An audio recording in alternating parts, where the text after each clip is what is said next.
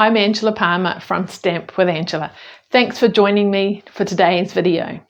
Today I'm going to share with you the Petal Park stamp set and also the punch that belongs with that as well. And we're going to make a lovely card that you can make for someone.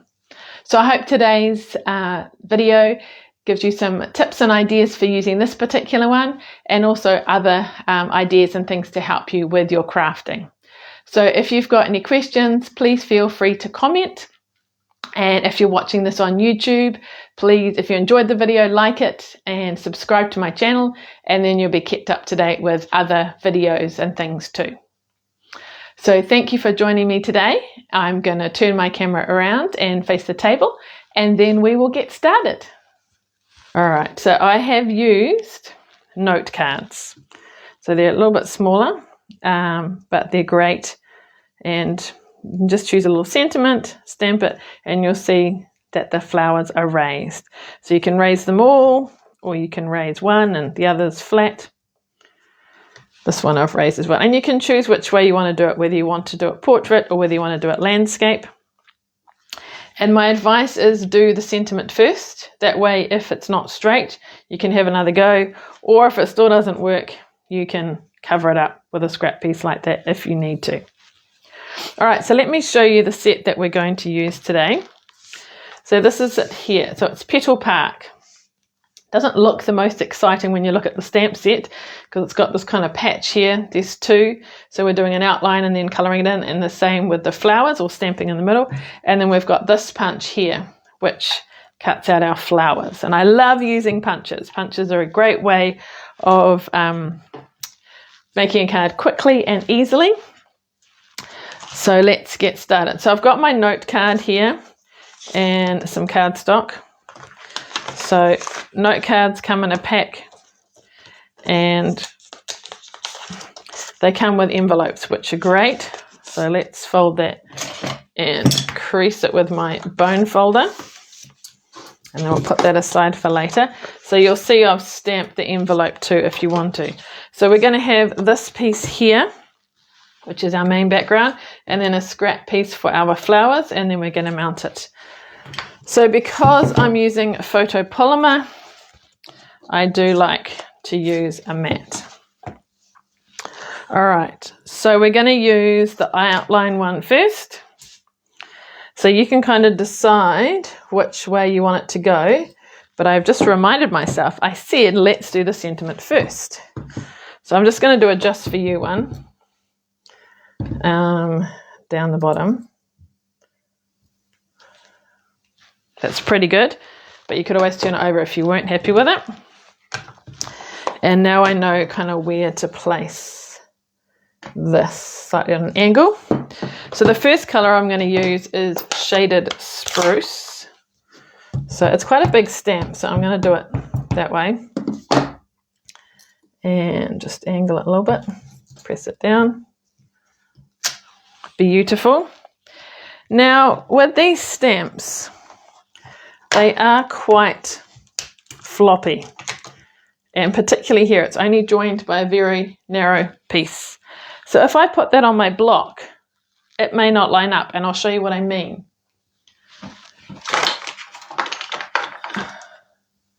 So I'm getting, my e-block's right here. So let's say I just put that on, and you can see it moves around quite easily. And if I go to line it up, it's not going to work. So my suggestion is face it down and line it up with what you've stamped. And you see how I'm adjusting it slightly? And then I know that it's going to line up. And when I'm happy with it, then I'm going to put my block down. I can double check. And then I know it's going to line up nicely. So I'm going to use a different green. I'm going to use a brighter granny apple green for this. Here we go. All right. So lining it up so you can see through, see where it goes, and press.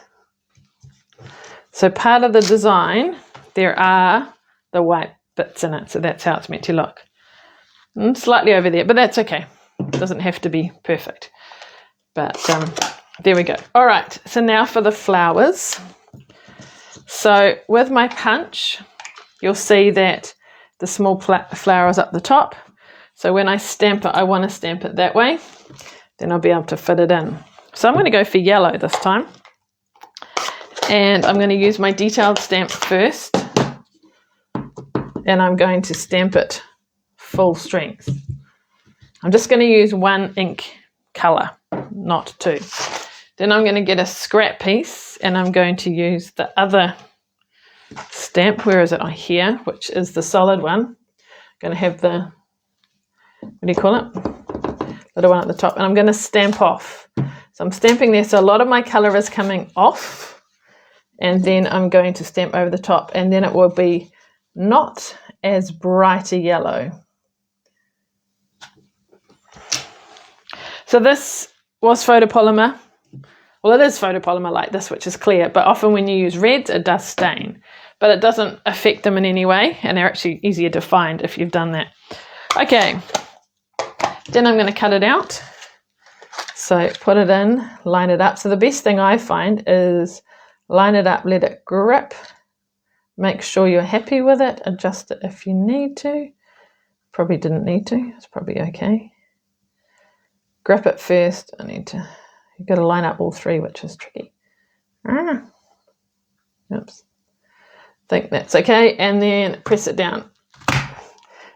Now you are cutting three things at once, so it is, you do have to push it quite firmly. 1, 2, 3. Okay. So then they are going to go on here however you like. So we do need some glue and some dimensionals so we can raise them up. And so you don't want to, hide all the leaves and things, but obviously you don't want to have a white space either. So see how you want to put them on. So I'm going to actually glue it on my card first, and then I can kind of arrange it how I want. So this white piece is 8 centimeters by 11.8. The black piece is 12.3 by 8.5, so half a centimetre smaller. I like glue because then I can move it around. Oops, now that hasn't quite lined up at the back, so we can, sometimes you need to guide it. Just, what I will do is line that up there, and in a minute when it's dried, I will just recrease it. So I should have checked it as I creased it, would have been a good idea. Okay, now I need some dimensionals, which have wandered, and we are going to put this together. I tend to bury them when I start creating. So where are my dimensionals? All right. Can't find them at the moment, so I'm going to improvise. I've got some foam strip here, so we'll use some of that instead. And the minute I finish filming, my dimensionals will obviously turn up. So that should have dried now, so let's just manipulate this. So I'm just refolding it and recreasing it. So it is pre-scored, but occasionally it's not quite. There we go, that looks a lot better. Okay, so we're going to put one big flower up there, and I might just do these flat. Okay, so a bit of glue, and then I can just adjust them as I need to. However, that's caught there. Whoops. Kind of, we don't want to have too much white, so we'll just, there we go. I think that raises up a little bit higher than what it would for dimensionals, but it still looks cool. Okay, to finish off for my envelope, same principle with the flowers. I'm going to do my outline one first, just 3 little flowers in the corner, like so. And then I've got a solid one, and I'm going to stamp off. Just stamp off. Now be careful with your ink, because I've got it around the edges and I don't want to rock it and get it on my envelope. So let's just wipe it. Which way do the 3 go? I don't know if you could see, that was a bit too far down, but there you go, colour it. And then it just sort of coordinates the two together. Then we just need to add sparkles. So you've got a couple of choices. This one here, I've put them in the centre of the flowers. This one, I've put them around. So it's totally up to you which way you want to go. I do quite like it around, so let's go with that. So we'll do 3 is good, odd numbers always good. All right, there we go. So quick and easy card. So we use the Petal Park stamp set along with the coordinating punch. Like I say, I love using punches and things. And the colours were shaded spruce with the granny apple green. And then we used, you can choose whatever colour flowers you like. So today I did Daffodil Delight. So there you are. So love this set. Great way to make some nice cards. And these were cards that I did earlier in the month at Coffee and Cards, which was fun as well. All right, so thank you so much. If you've got any questions, feel free to comment. If you're not on my mailing list, if you'd like more inspiration, exclusive tutorials in my newsletter and things, please sign up to it. It's stampwithangela.co.nz/free tutorial. And I'd love to inspire you with tutorials and things and let you know of wonderful Stampin' Up product that is available. All right, thank you for your time today, and I look forward to seeing you again soon. Thanks, bye.